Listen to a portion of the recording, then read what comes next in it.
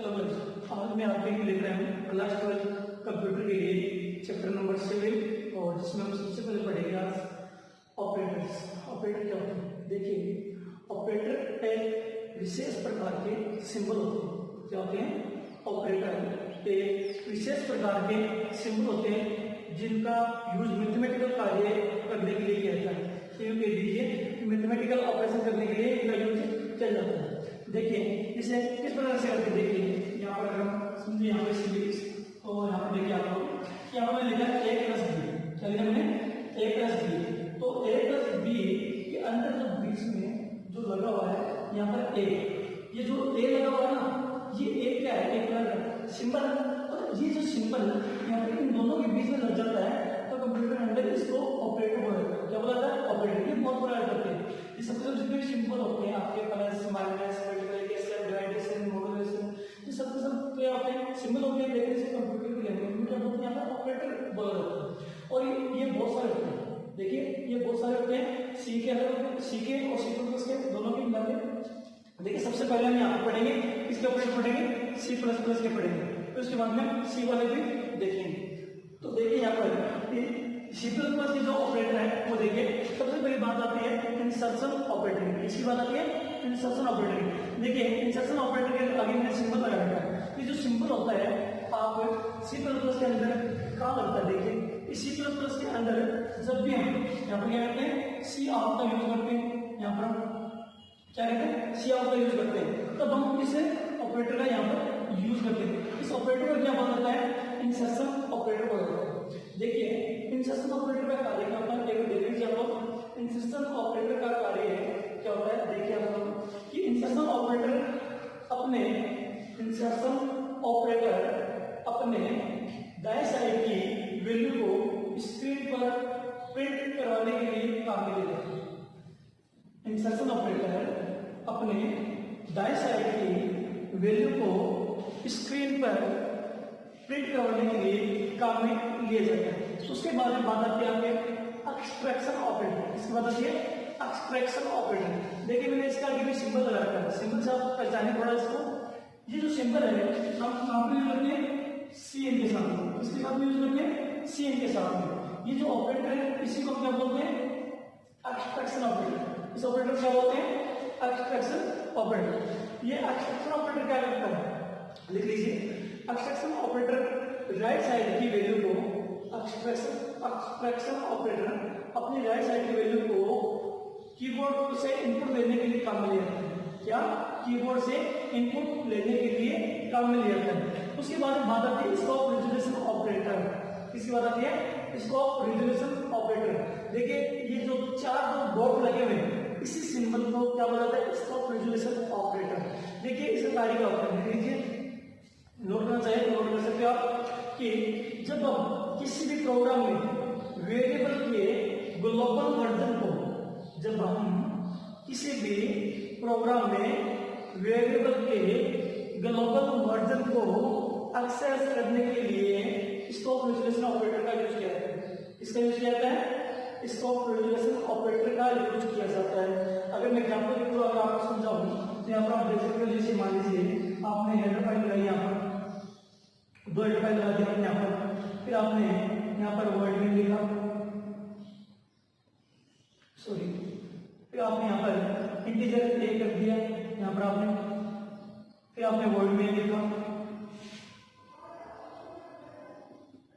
फिर आपने यहाँ पर इंटीजर बी कर दिया।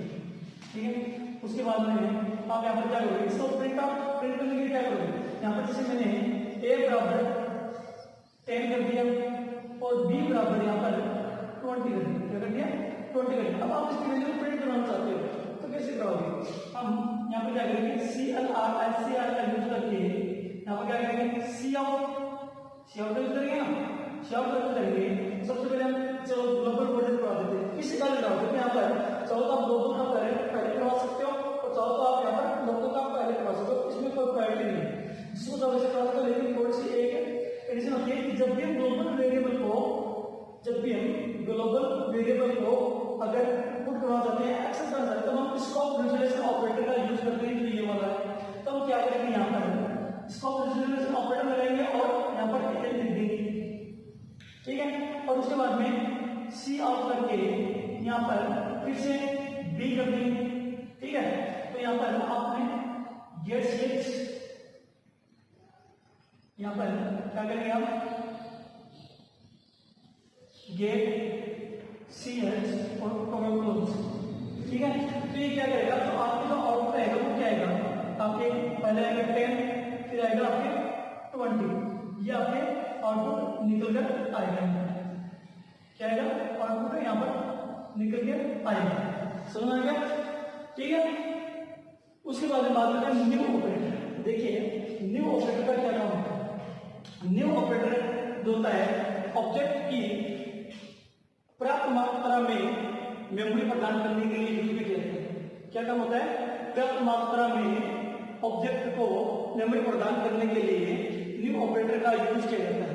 देखो यहाँ पर मैंने आपके एक सिंटेक्स भी बना दिया कि जब भी हम इसको डिक्लेयर करते कैसे कहते हैं, इंट पॉइंटर का सिंबल, देखिए इसे क्या कहते हैं, ये पॉइंटर का सिंबल स्टार से स्टार बोलते हो उसे सी प्लस लैंग्वेज में पॉइंटर बोलते हैं, पॉइंटर पी बराबर न्यू int। तो इससे क्या होगा कि एक नए प्रकार का वेरिएबल बन जाएगा, ठीक है।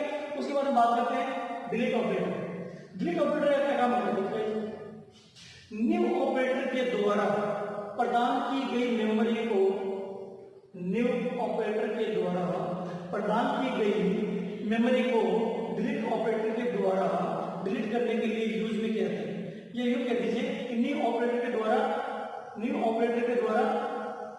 प्रदान की गई मेमोरी को डिलीट ऑपरेटर के द्वारा डिस्ट्रॉय किया जाता है या डिलीट किया जाता है। इसके लिए डिलीट ऑपरेटर यूज करते हैं। उसके लिए हम क्या करेंगे, यहाँ पर डिलीट और पॉइंटर पी, हमने देखिए यहाँ पर क्या किया, पॉइंटर पी बनाया, न्यू ऑपरेटर में क्या बनाया पॉइंटर पी, और इसको हम क्या करें यहाँ पर पॉइंटर पी को क्या करें डिलीट करें, किसी साइड से डिलीट की।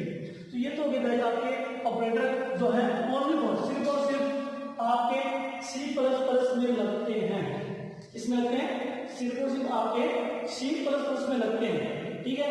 लेकिन गाइस मैं आपको बता देता हूँ फिर से एक बार कि मैं ये जो लाइव क्लास आपके लिए लेकर आया हूँ, ऑनलाइन क्लास आपके लिए जो लेकर आया हूँ वो सिर्फ और सिर्फ 12th क्लास के लिए लेकर आया हूँ, जो आपकी 19 तारीख को जो एग्जाम होने कंप्यूटर की जो बाकी रह गए। तो मेरा यहाँ पर जो टारगेट है वो सिर्फ इतना ही है कि मैं आपको एक रिवाइज करवा सकूँ। मेरे जो 12th क्लास के जो जितने भी स्टूडेंट्स हैं एक बार उनको मैं यहाँ पर रिवाइज करवा सकूँ, एक ऐसा समझने की एक कोर्स की तरह है, ठीक है।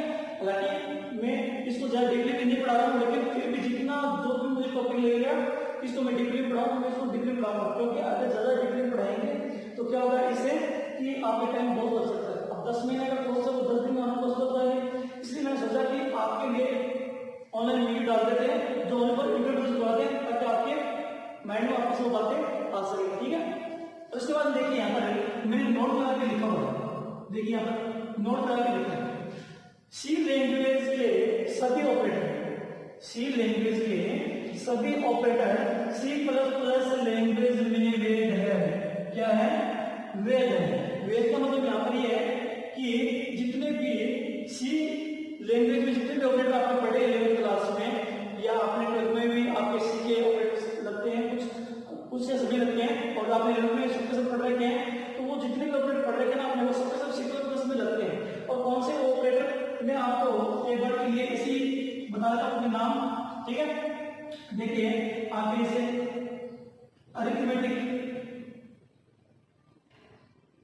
अरिथमेटिक ऑपरेटर, ठीक है।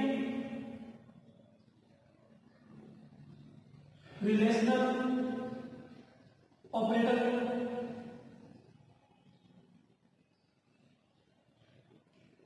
Logical operator,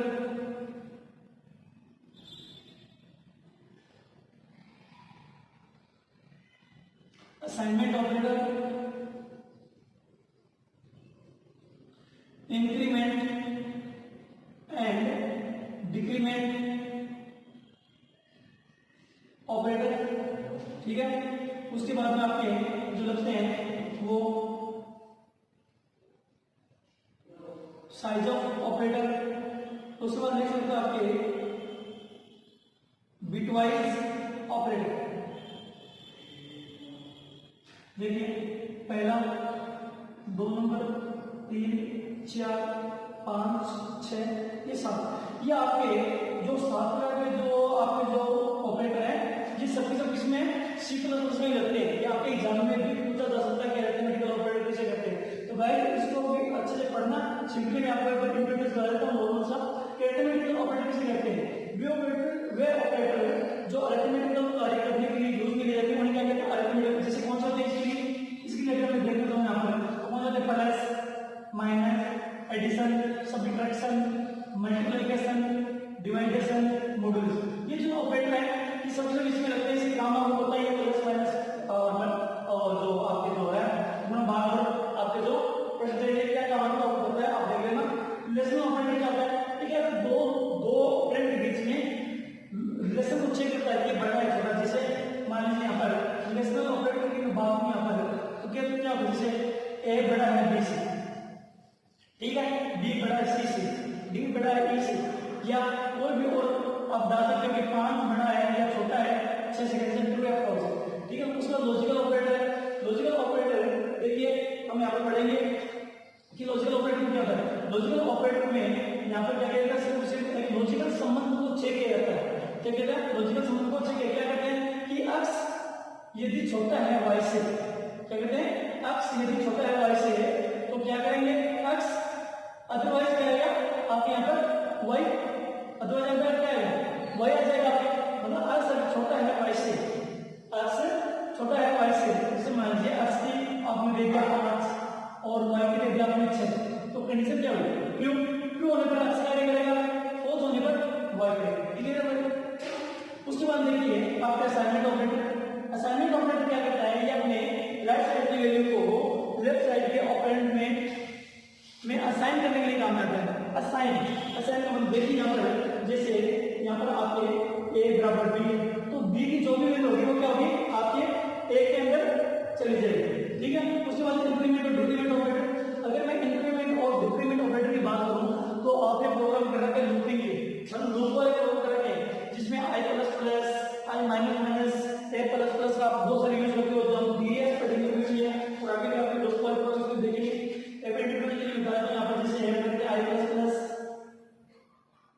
i minus minus, ये जितने भी ऑपरेटर क्या है असाइनमेंट ऑपरेटर। इसमें क्या होता है, ये वैल्यू को बढ़ा देता है, ये क्या कहते हैं, ये वैल्यू कम कर देता है जितने होती है। उसका साइज ऑपरेटर है, ये क्या कहता है, साइज ऑपरेटर होता है वो हम आगे पढ़ेंगे। उसमें आपके सेकंड चैप्टर में आपके साइज ऑपरेटर का काम है, डेवलपमेंट में वहां पर हम पढ़ेंगे इसको। और बिटवाइज ऑपरेटर ये क्या करता है, बिट पर कार्य करता है। क्या करता है, ये बिट पर कार्य करता है। क्या करता है यहाँ पर, जैसे मान लीजिए आपने यहाँ पर दिया a बिट 3, तो क्या करता है ये क्या करता है, a को 3 जिसे बोला उसे डिस्का देगा, ठीक है। उसके बाद में मैं यहाँ पर बात करता हूँ आपके एक्सप्रेशन। एक्सप्रेशन क्या होता है देख लीजिएगा थोड़ा सा,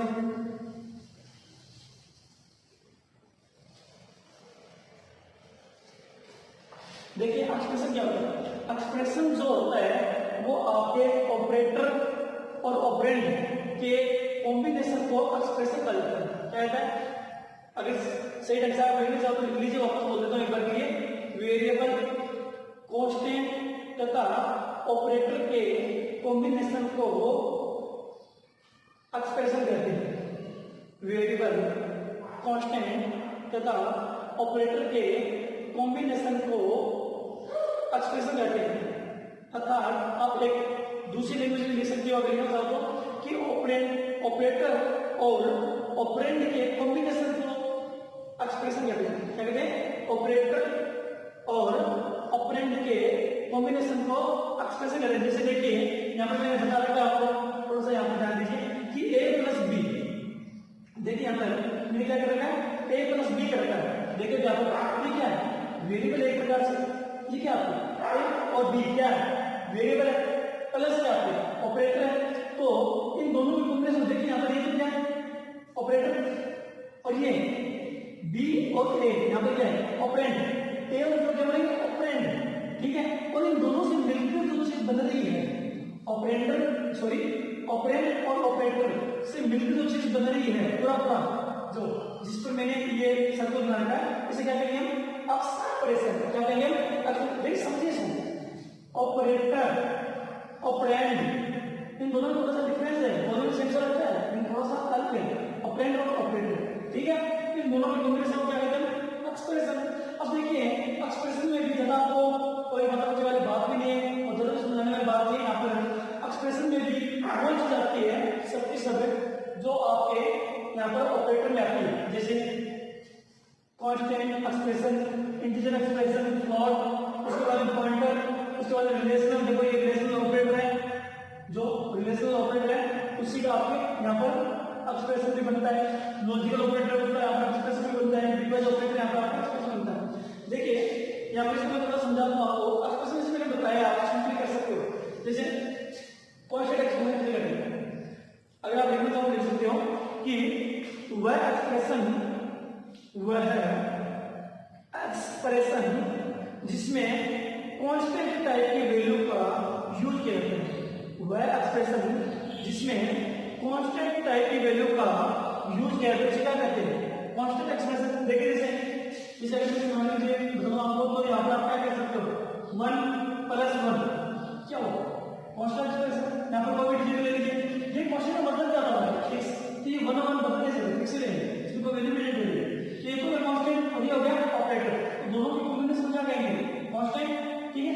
वैसे इंटीजर एक्सप्रेशन, आप इंटीजर एक्सप्रेशन देखिए आप यहाँ पर इंटीजर वह वैल्यू जिसमें हम इंटीजर वैल्यू का ऑपरेटर के साथ में यूज करते हैं जब हम किसी भी एक्सप्रेशन में, जब हम एक्सप्रेशन में इंटीजर टाइप की वैल्यू का यूज करते हैं ऑपरेटर के साथ में, जब हम एक्सप्रेशन में इंटीजर वैल्यू को ऑपरेटर के साथ में यूज करते हैं उसे क्या कहते हैं, इंटीजर एक्सप्रेशन। जैसे a + b, ये क्या आपका a + b क्या आपका एक्सप्रेशन हुआ है क्यों, ठीक है। उसके बाद फ्लोट भी क्या है, जो किसी एक्सप्रेशन में, जब हम किसी एक्सप्रेशन में फ्लोटिंग टाइप की वैल्यू यानी रियल टाइप की वैल्यू को यूज करते हैं तो मुझे क्या कहते हैं, फ्लोटिंग एक्सप्रेशन। जैसे 2.2 मल्टीप्लाई आपके 3.2, तो ये क्या है, फ्लोटिंग एक्सप्रेशन।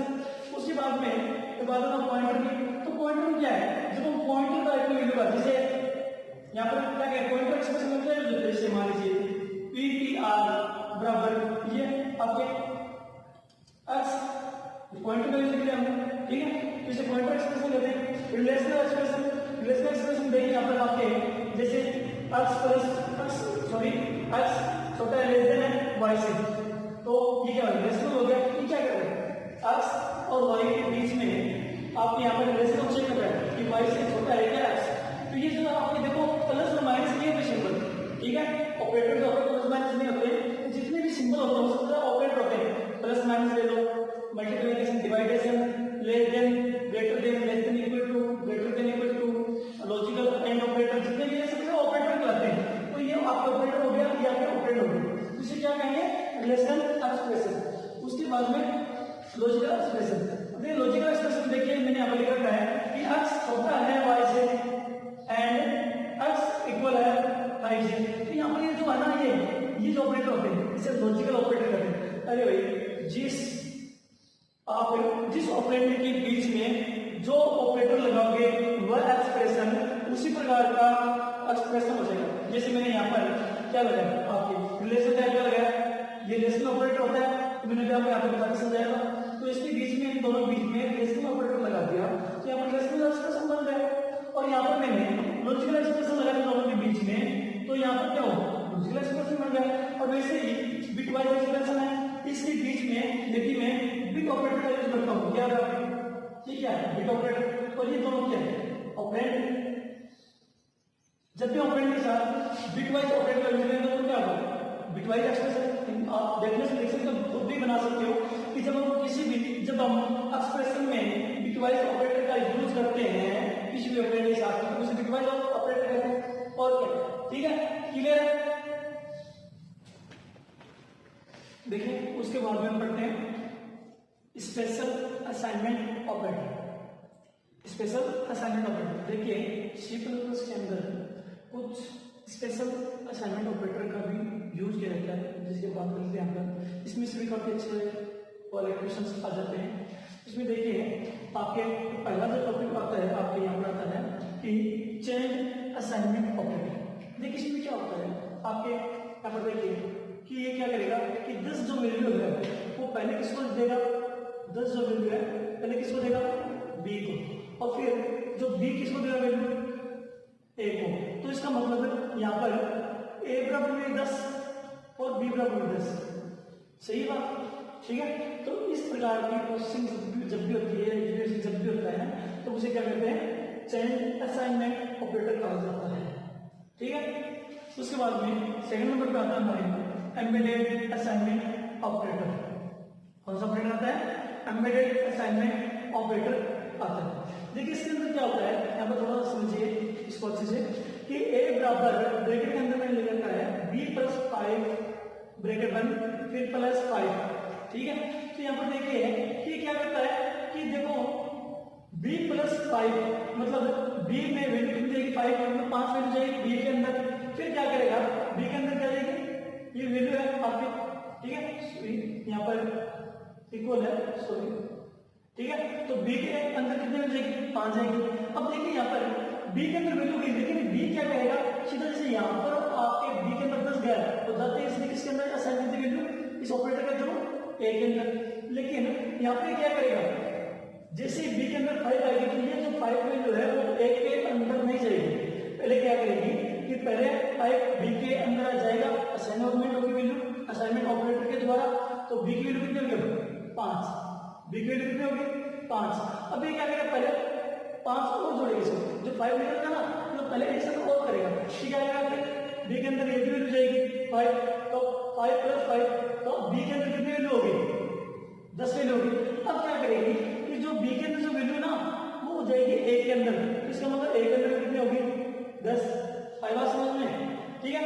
उसके बाद में हम बात करते हैं इसकी कंपाउंड असाइनमेंट ऑपरेटर, इसकी कंपाउंड असाइनमेंट ऑपरेटर। देखिए इसी ऑपरेटर को शॉर्ट हैंड ऑपरेटर भी कहा जाता है, इसी ऑपरेटर को शॉर्ट हैंड ऑपरेटर भी कहा जाता है। देखिए कभी कभी क्वेश्चन ऐसे होता है एग्जाम में, आपने आप पढ़ कर गए कंपाउंड असाइनमेंट ऑपरेटर और क्वेश्चन आ गया शॉर्ट हैंड असाइनमेंट ऑपरेटर, तो आपको कंफ्यूज हो जाएगा, हालांकि वो आ रहा है आपको, लेकिन जब भी आप बोलोगे वहां, तो इसीलिए इसका सेकंड जो नियम है, दूसरे जो नियम होते हैं ना क्वेश्चन की किसी भी टॉपिक के, तो वो भी दिमाग में रखा करो, ध्यान में रखा करो अपने, ताकि कंफ्यूजन ना हो एग्जाम के टाइम पे।